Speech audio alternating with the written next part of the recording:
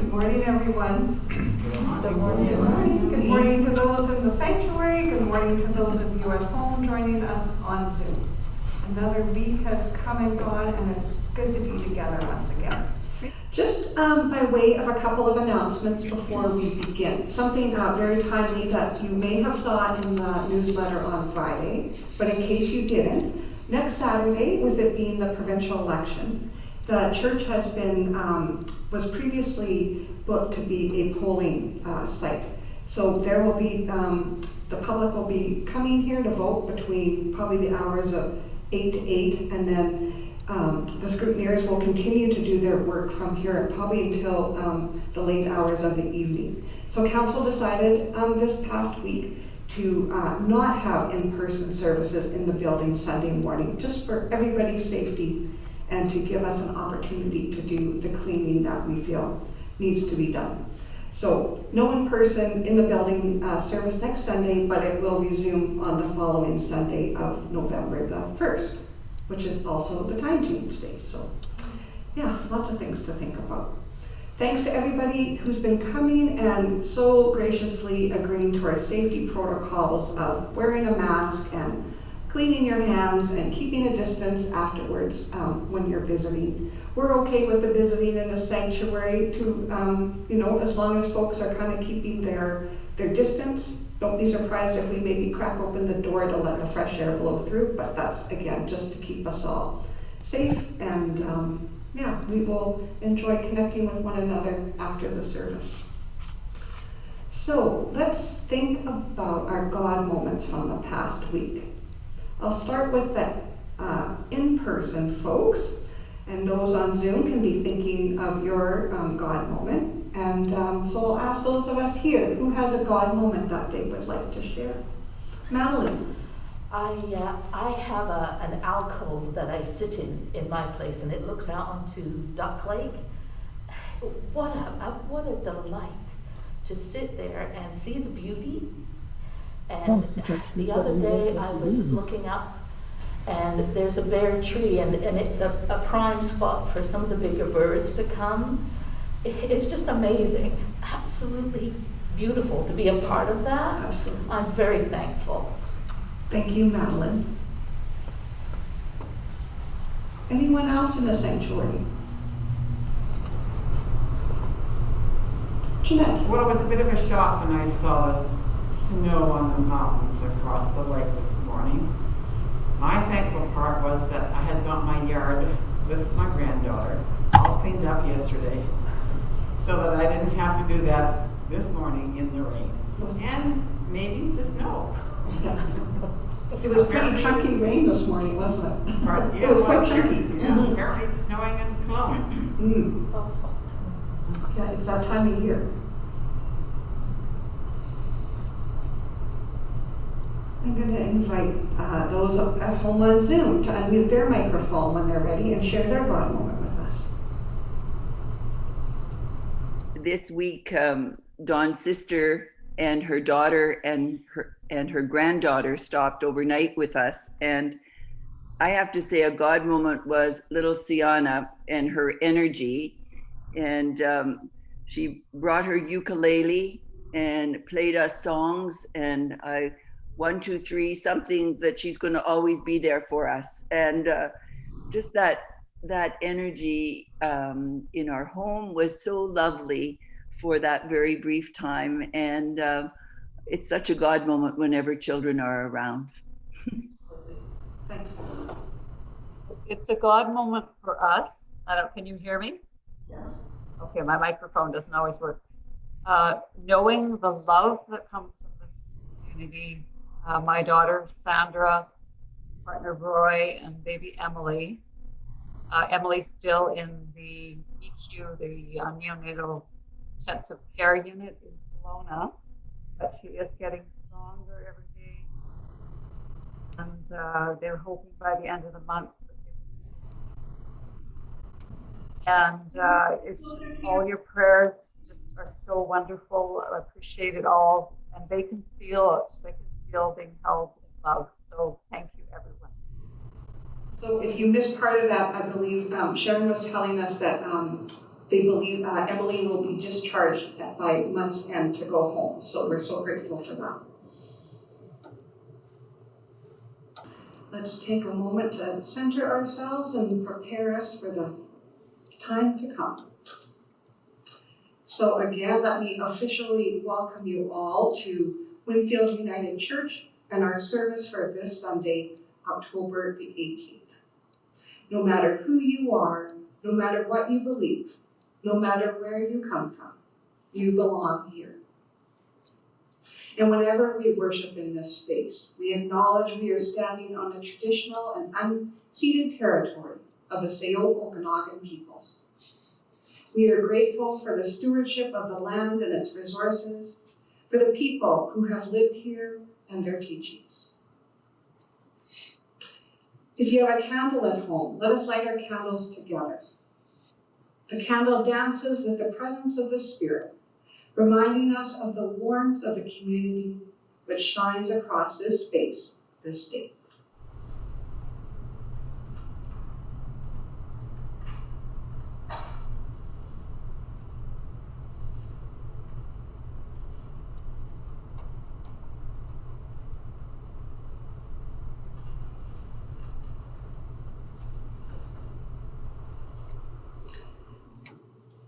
So let's just take a moment to pay attention to our posture, where our feet are sitting.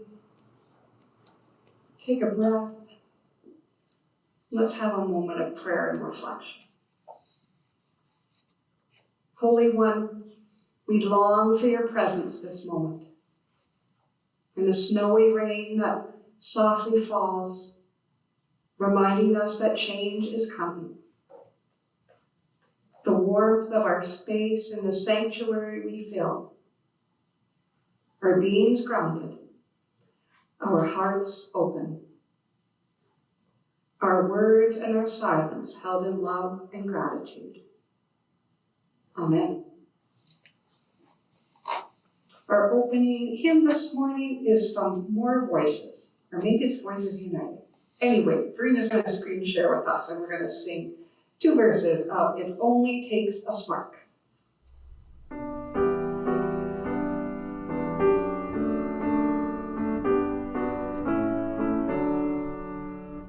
It only takes a spark to get a fire going, and soon all those around can warm up in its glowing. That's how it is with God's love. Once you've experienced it, you spread God's love to everyone. You want to pass it on. I wish for you, my friend, this happiness that I found. On God you can depend. It matters not where you're bound. I'll shout it from the mountain top. I want my world to know the Lord of love has come to me. I want to pass it on.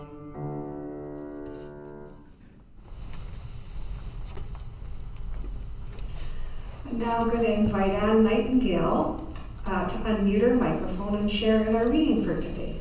Ann. Good morning.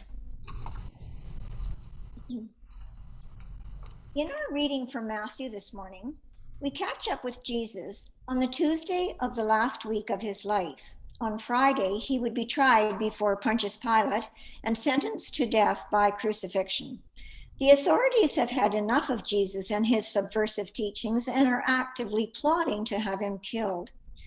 Today, we hear the Pharisees ask a question intended to trick Jesus into picking sides, offending either the Roman authorities or the people before him who live under Roman oppression and pay a head tax of a denarius, the equivalent of a year's wages to many.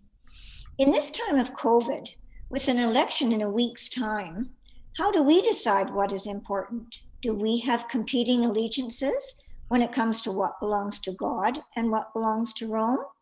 How do we hear this passage with an eye to our stewardship, the sharing of our time, talents, and treasures? So reading from Matthew 22, verses 15 to 22, the question about paying taxes. Then the Pharisees went and plotted to entrap him in what he said. So they sent their disciples to him along with the Herodians, saying, "Teacher, we know that you are sincere and teach the way of God in accordance with truth and show deference to no one, for you do not regard people with partiality. Tell us then what you think. Is it lawful to pay taxes to the emperor or not?" But Jesus, aware of their malice, said, "Why are you putting me to the test, you hypocrites? Show me the coin used for the tax." And they brought him a denarius. Then he said to them, "Whose head is this and whose title?" They answered, "The emperor's." Then he said to them, "Give therefore to the emperor the things that are the emperor's, and to God the things that are God's." When they heard this, they were amazed, and they left him and went away. May these words open us to Spirit's presence. And may wisdom come to Come us. to us this day. Thank you, Anne.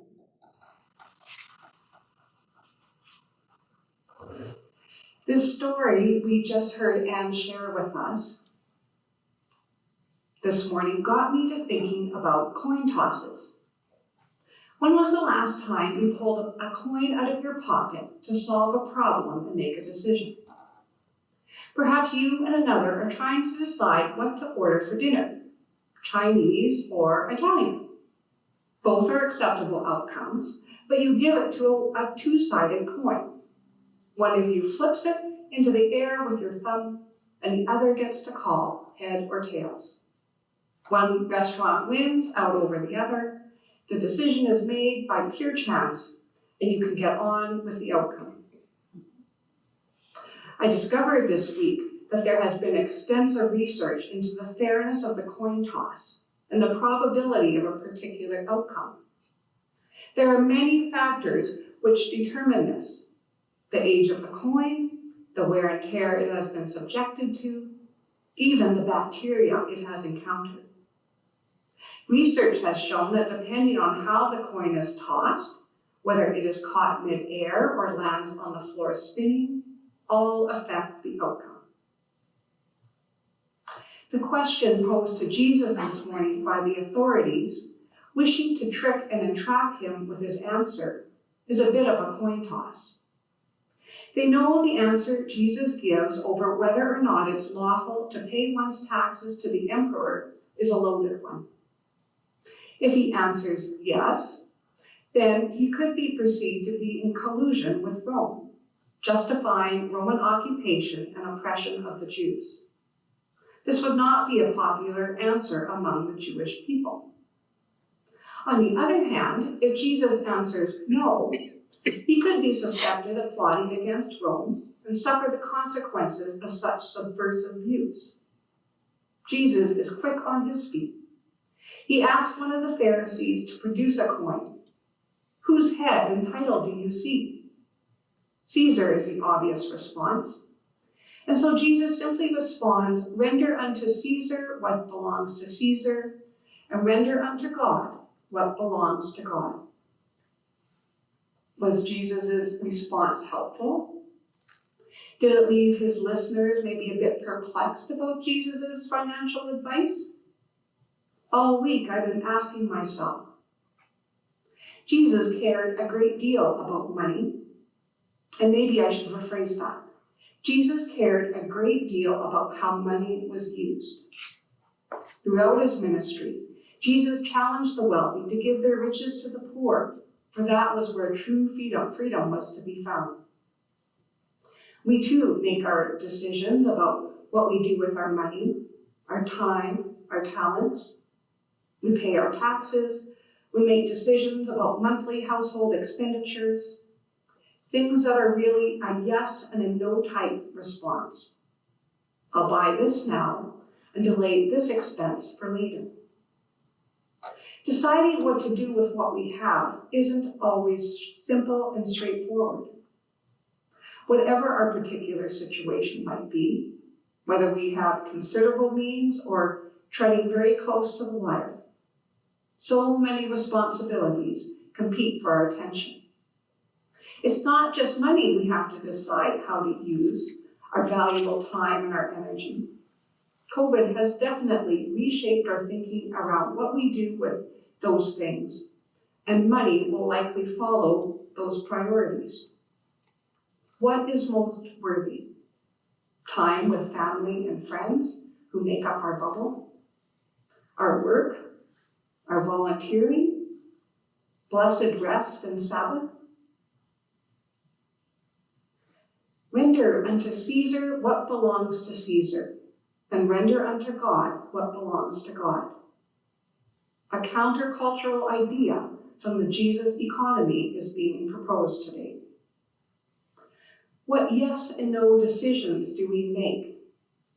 What things are a priority for our time, our talents, our treasures that we hold close to us?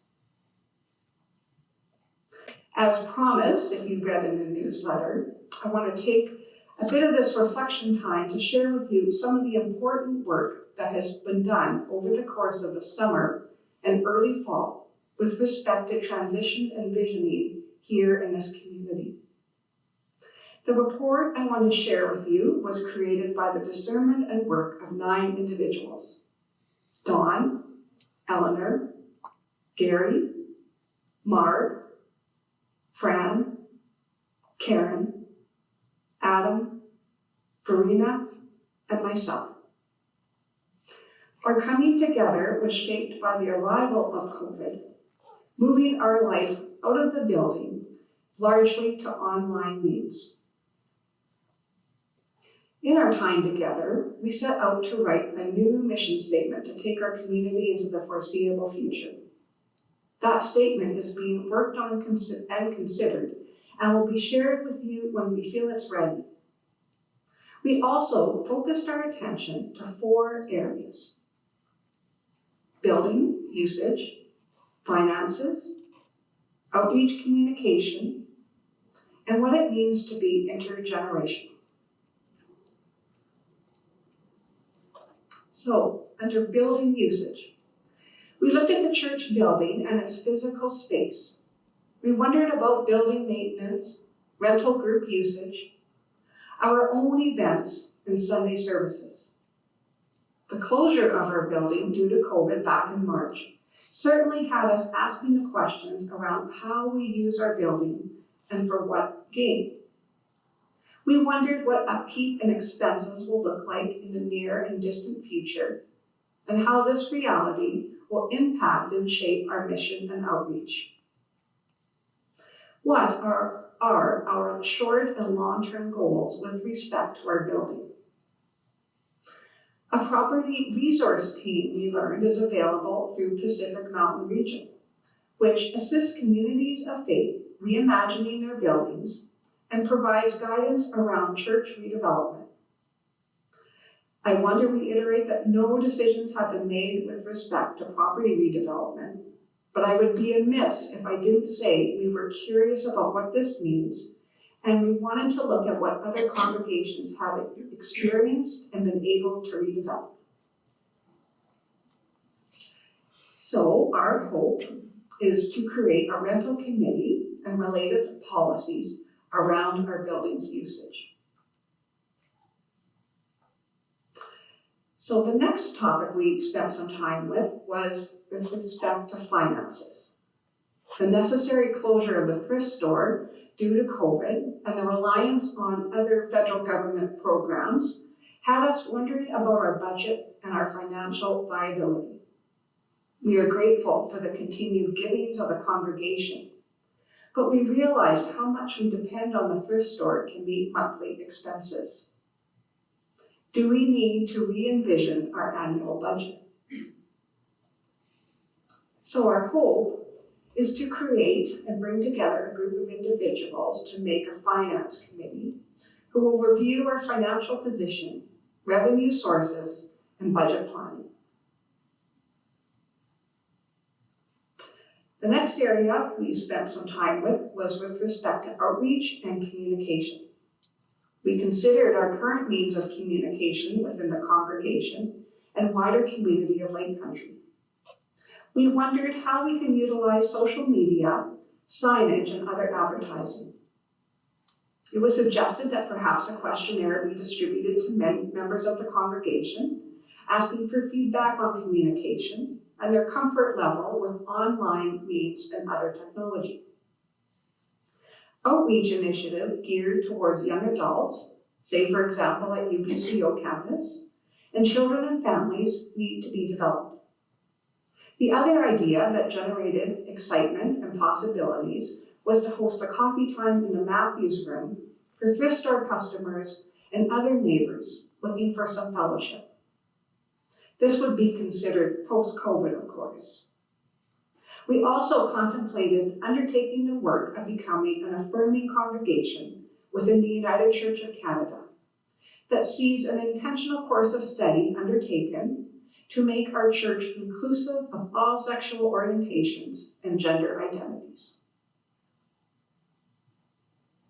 So our hope is to create an advertising and marketing committee to further examine these issues. Another area we looked at and was intergenerational. What does this mean? Mark was able to attend an online event this September called the Kootenai Faith Fest with keynote speaker David Sinos from the Atlantic School of Theology in Halifax. Mark shared some of the keys from this year's conference, which was focused on small and mighty churches.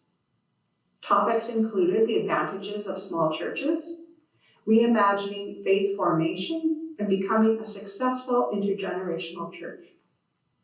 How can we become more intergenerational in our Sunday services and programming?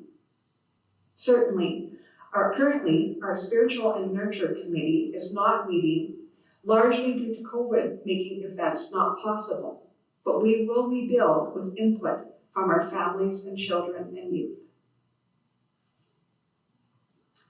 To summarize then, the Transition and Visioning team will continue to explore the following: a mission statement, building and property, outreach and intergenerational growth, becoming an affirming congregation, developing an attitude of openness, and continuing to ask the question, what do we want from church?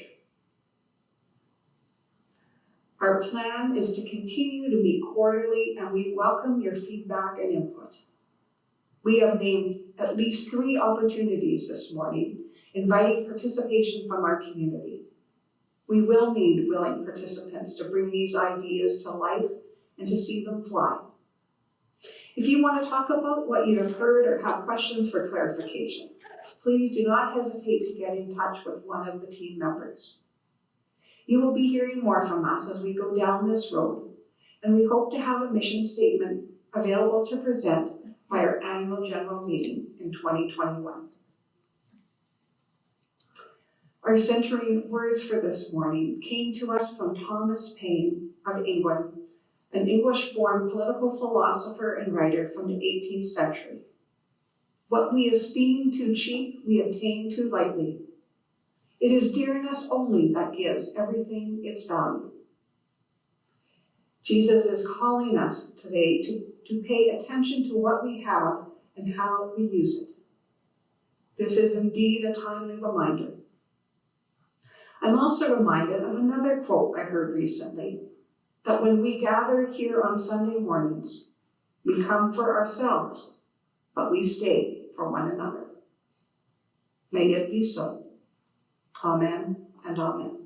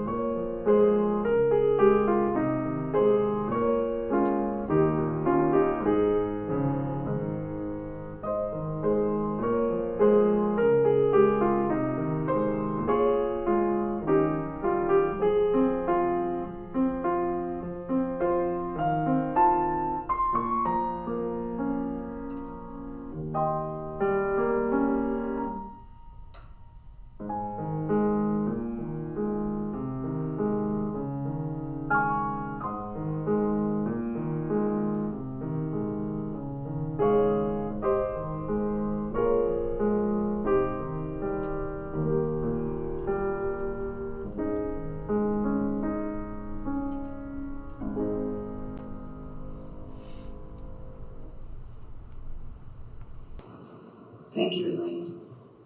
That was beautiful this morning. I'm going to invite Ann Nightingale once again to unmute her microphone and share in today's minute for mission reading. Ann.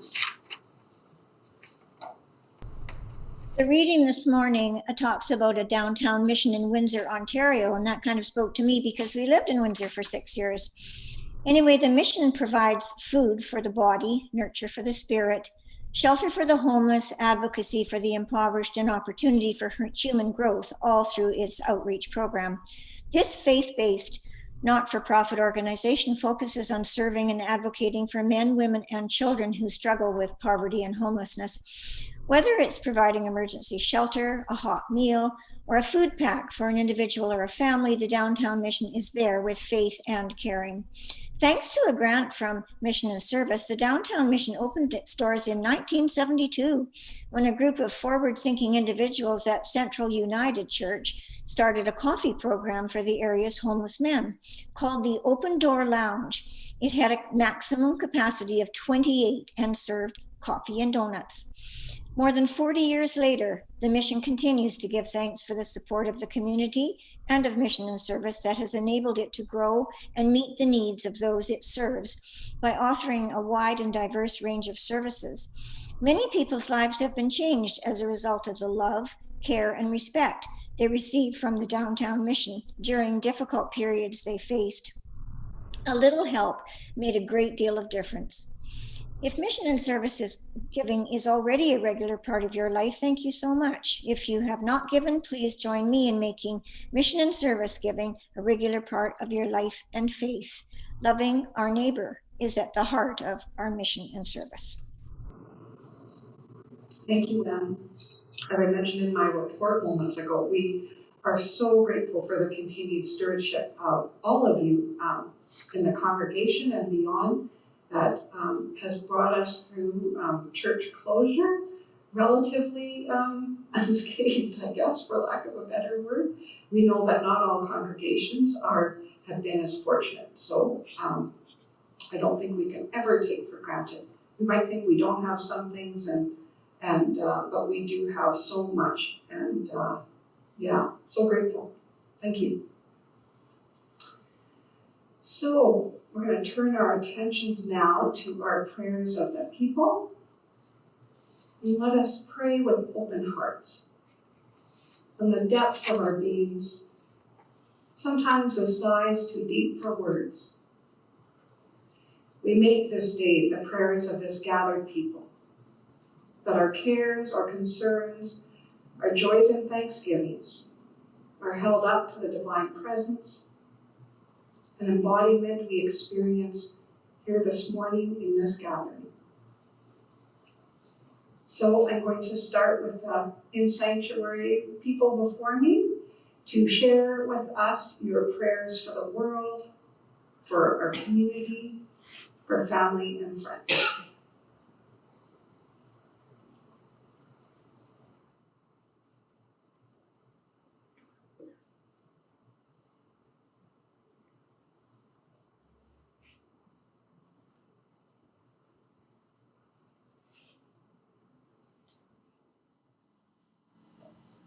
Any other prayers in the sanctuary this morning?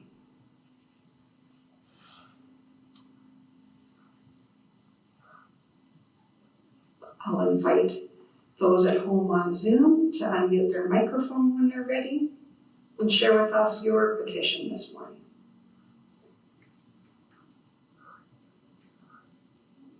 There's a beautiful gathering of people around the world going on this weekend and through this next week.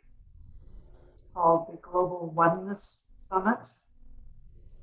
And their theme is all about having humanity awaken to the love within everyone's heart, engaging with that love and putting that energy into everything we do in the world.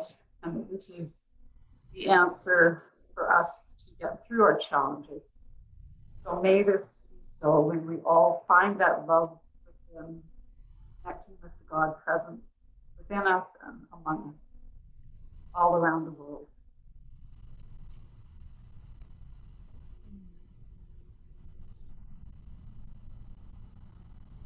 My prayers to the people of Bolivia who are going to a poll today at a very fraught moment.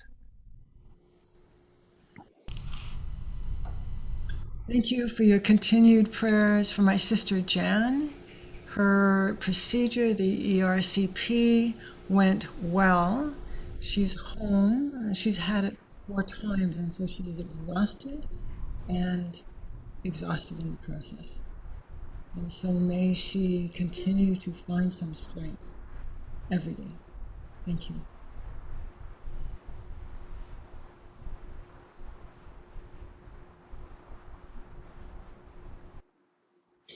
Pray for the escalating lobster dispute in Nova Scotia this day, for all unsettled treaties. Pray for a spirit of conversation and listening to work through these long-held disputes.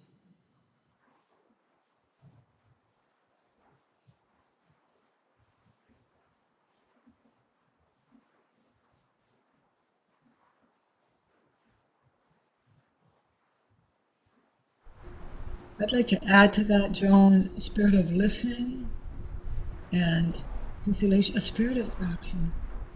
It's both that I think when we see action at both personal and corporate levels, government levels, etc., then we have hope and don't need to resort to violence.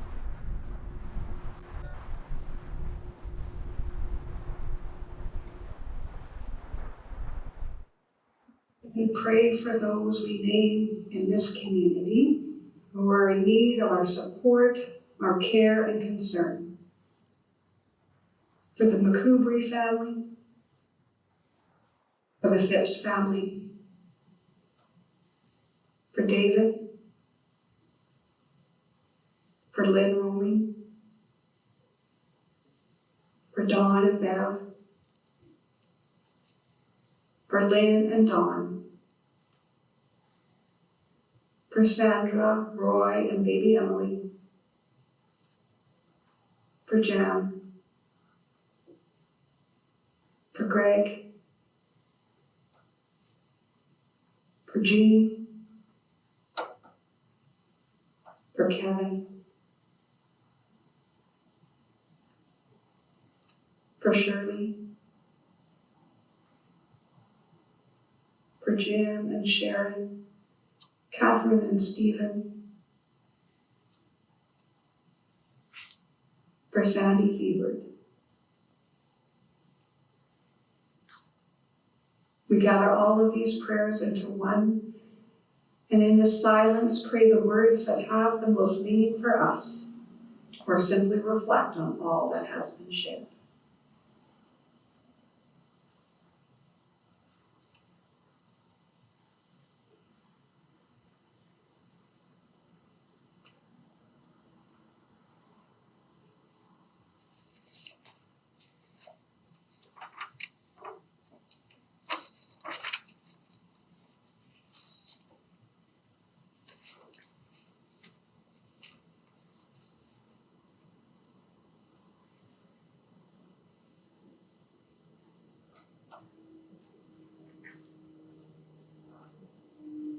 Amen.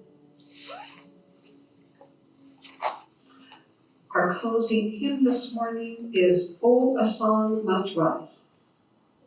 I'm going to invite those before me to stand and hum or sing easily along behind mask faces.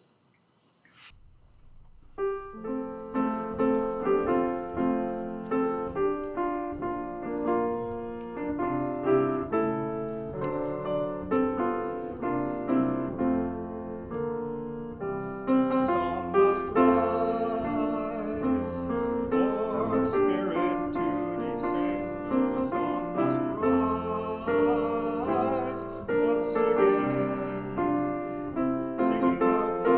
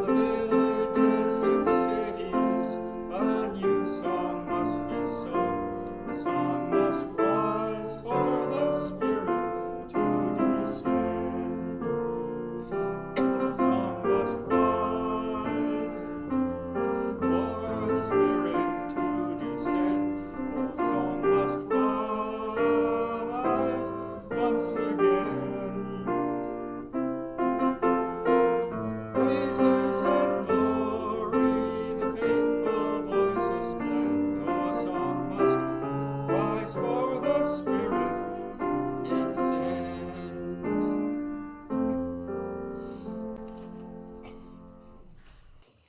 And so we rise and we will be on our way into our weeks. And as we go, let us say our words of blessing and sending forth together.